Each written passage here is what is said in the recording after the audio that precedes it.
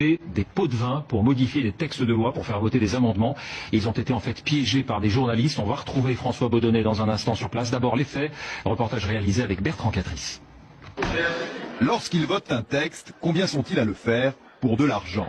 Depuis que des députés se sont fait piéger par des journalistes du Sunday Times, la question taraude l'hémicycle européen. Moyennant jusqu'à 100 000 euros, 4 eurodéputés ont accepté de déposer des amendements.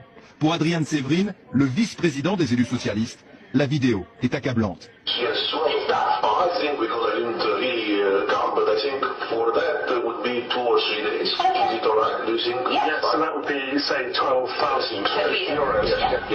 Malgré l'évidence du scandale, cet ancien ministre roumain refuse de démissionner. Son groupe politique est sous le choc. Nous l'avons exclu, il a quitté le groupe, il n'est plus membre de notre groupe, et j'attends qu'il quitte le Parlement européen parce que cet homme a fait un grand hommage à l'institution.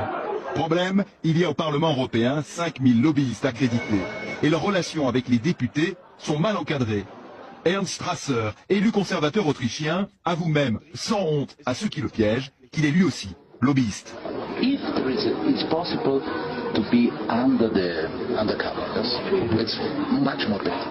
Moi, je vais proposer demain que l'ensemble des cartes des lobbyistes soient retirées. Il faut refaire une sélection. Et le député doit signer pour chaque lobbyiste qui rentre dans ce Parlement.